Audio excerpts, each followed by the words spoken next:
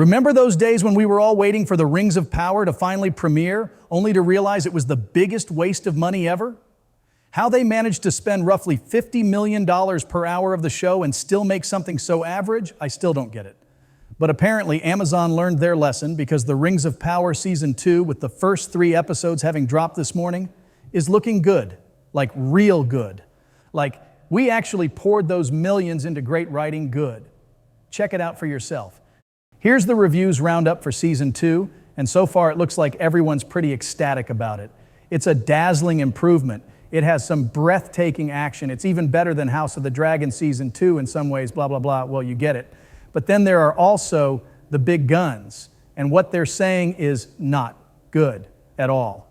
The Wrap called Season 2 stunningly boring, pointing out that despite its visual splendor, the show struggles to deliver excitement.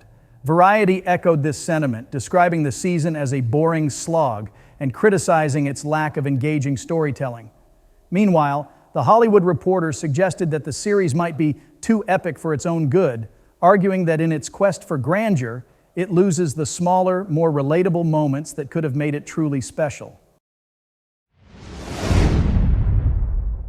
So, here's the thing. We all know The Rings of Power Season 1 didn't exactly blow everyone away, but guess what? Season 2 is already here, and it's showing some serious promise.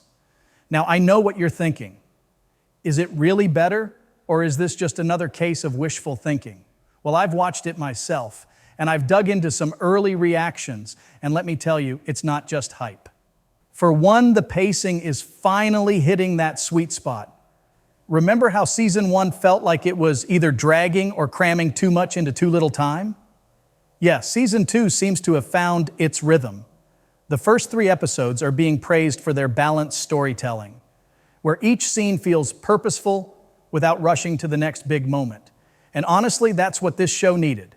Time to breathe and develop its world without leaving us feeling either bored or overwhelmed.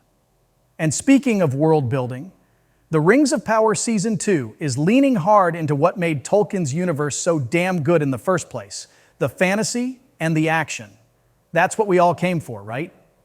Season 2 is finally delivering those epic, goosebumps-inducing moments we've been craving. The action sequences here are on par with that of Helm's Deep or the Pelennor Fields in terms of scale and devastation. If the rest of the show can keep this up, we might just have a winner on our hands. That said, the criticism isn't all baseless. Some folks didn't love how certain plots were handled in Season 1, and while Season 2 is shaping up to be better, it's not perfect. There are still a few storylines that might not hit the mark for everyone, like Isildur's arc, which some of us found less engaging. But even then, it's clear that the show is trying to build a foundation for something bigger, and honestly, that's worth sticking around for. Now, I've seen some people nitpicking the pacing, calling certain storylines boring, or accusing the show of pandering to fans. But here's the deal. If we keep tearing apart every little detail, we're just going to scare off creators from taking risks with beloved IPs. Look, not everything has to be a masterpiece, and sometimes it's okay to just sit back and enjoy the ride without picking at every seam.